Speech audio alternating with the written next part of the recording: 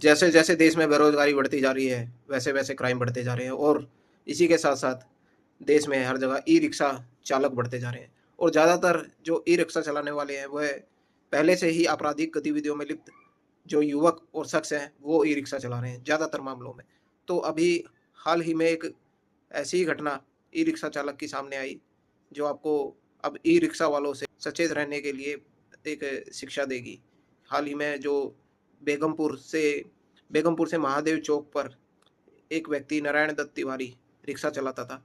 तो अक्सर आपने देखा है कि रूट को लेकर, सवारियों को लेकर रिक्शा चालकों का आपस में झगड़ा होता रहता है। तो इसी बात को लेकर जो नारायण दत्त तिवारी का दूसरे अन्य रिक्शा चालकों से मार्च महीने में भी झगड़ा हुआ था। तो उस समय जब उन्होंने पुलिस में दरख़्वास्त देने की कोशिश की तो पुलिस ने उनकी दरख़्वास्त को स्वीकार नहीं क किया और ये कहा कि कल कुछ बात हो जाए तो हमारे पास आ जाना। और उनको क्या पता था कि अब जो दूसरे रिक्शे वाले हैं, वो नारायण दत्त तिवारी की फिराक में बैठे थे। तो 24 तारीख की शाम को नारायण दत्त तिवारी जब महादेव चौक पर अपना रिक्शा लेकर पहुँचा, तो 2 रिक्शे वालों ने उसके ऊपर रॉड और चाकुओं से हमला कर दिया और हमला इतना खतरनाक था कि चाकू उसकी कमर में ही था और जब घरवालों को सूचित किया गया तो घरवाले उसको प्राइवेट एम्बुलेंस से सरकारी एम्बुलेंस को कॉल किया पहले उन्होंने, लेकिन जब नहीं आई तो प्राइवेट एम्बुलेंस से उसको महर्षि वाल्मीकि हॉस्पिटल लेकर पहुँचे।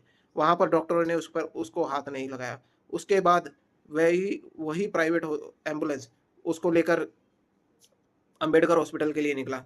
लेकिन जो सरकारी एम्बुलेंस वाले का उसको कॉल आ गया कि तुम यहीं पर गाड़ी रोको, नहीं तो तुम्हारे लिए अच्छा नहीं होगा। तो फिर आधे घंटे में वो एम्बुलेंस आई, सरकारी एम्बुलेंस उसको लेकर अम्बेडकर हॉस्पिटल लेकर आए और उस वहाँ पर भी उसको इलाज नहीं मिला।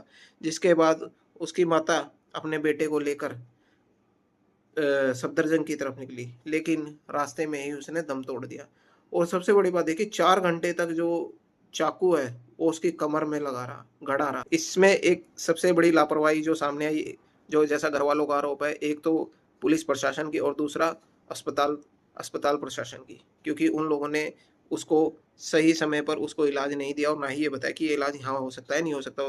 तो इस कारण भी उस युवक की मौत हो गई और बताया जा रहा है कि उस युवक के घर में उसकी माताजी और उसकी पत्नी और उसके 2 छोटे बच्चे हैं, जिनका अब पालन-पोषण कौन करेगा?